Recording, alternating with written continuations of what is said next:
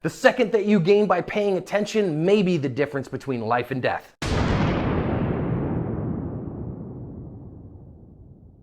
Hi everyone, welcome to today's lesson here at Active Self-Protection. I'm your host, John Correa. Today's video, I don't know where it comes from. I could not find a news story, so please, if you have one, put it in a comment so I can add it to the description. Magtech has maintained their high quality during the ammo panic and ramped production to the max. Their ammo is the only ammo I run on the range because of its performance and reliability. I recommend Magtech wholeheartedly. So we see this lady walking up to her place with her little girl, and her husband is right behind her paying attention. Watch him put his hand in his pocket. Let's listen in. And these are the niggas, unfortunately, you got to watch out for, because little fuck niggas like this are scary. They ain't gonna throw them things. This nigga didn't have any bass in his voice, and those are the little fuck niggas that you see sneaking around shooting people in the back. You understand? A lot of the shooting that we see, shootings are done really by fuck niggas. Yeah? Shootings are done by fuck niggas like that. A lot of shootings, these little sneaky ass shootings where kids are being shot, it's done by fuck niggas like this. See, when you have an opportunity to do something about it, do it. And see, most of the people that are off in the penitentiaries are not in there for playing Robin Hood. They rob from their neighbors, burglarize their neighbors, kill their neighbors, rape their neighbors, sold poison to their neighbors. And the other thing is, it's not guns. It's not any excuse. It's we have got a lack of manhood and masculinity in our neighborhoods. See, masculinity is the imposition of a set of behavioral standards on a boy.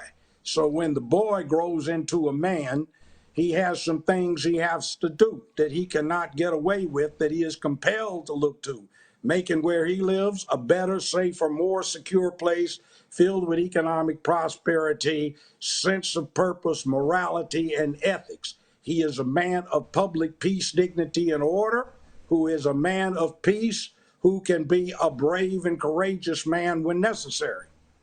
See, we have to start taking our neighborhoods back.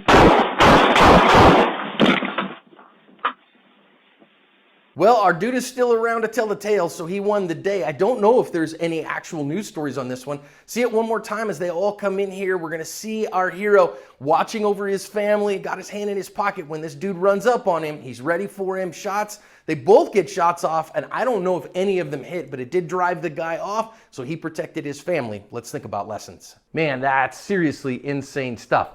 Did you know that Active Self-Protection recently passed 3 million total social following?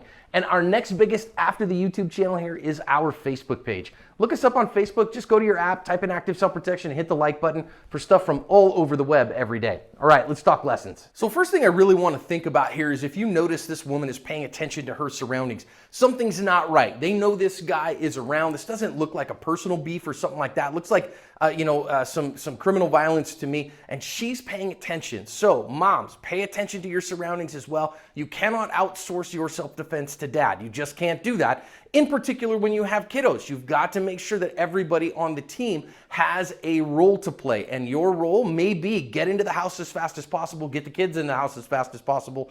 That might be a good role, but she's paying attention. Okay, fine. Gonna get in the house here and get the door unlocked. Now, of course, you've got to have the children doing that as well.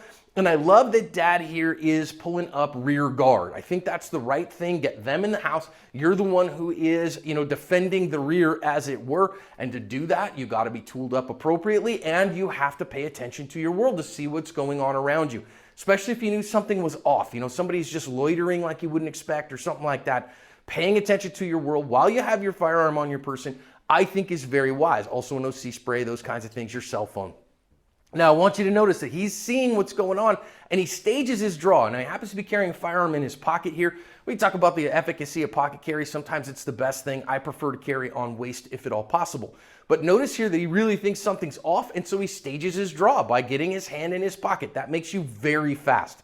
And even if you're carrying on waist, you see that's coming right there. You can sneak under your shirt and have your hand on your firearm, which really significantly decreases your draw time and makes sure that you've got a good grip on the gun. I think that's a very good thing to do, because now when he sees what's coming, notice here he is still paying attention. Now, of course, you might just choose, I'm going to get inside, close and lock this door, but there are times where that's just not going to be available. That, of course, the bad guy gets to set the time of the attack, and so he is going to set that time as the time when he wants to get inside your home. So you better be ready to respond. Now, as we slow it down here and watch what happens, our good guy actually gets the shot off first. So he gets his gun up and first shot off, but that first shot I don't think hit. So remember, the thing that ends gunfights is hits. You want to get your first hit. Now, of course, this is all in split seconds, right? And very difficult. And because of the circumstances, whatever, he has got to shoot one-handed. Now, I think that in this particular case, it probably was his best bet, get the gun out very, very quickly and get a shot off. But maybe trying for that high center chest rather than trying for the headshot there would have been the right choice. Now, notice as well, you can see here that our bad guy actually got some shots off as well, and you can see that he's just winging shots indiscriminately, including what looks to me there to be a ricochet that caused a little bit of an artifact on camera. So that's why you want to get hits. You don't want to have misses, because the bad guy continues to get a vote as long as he is in the fight.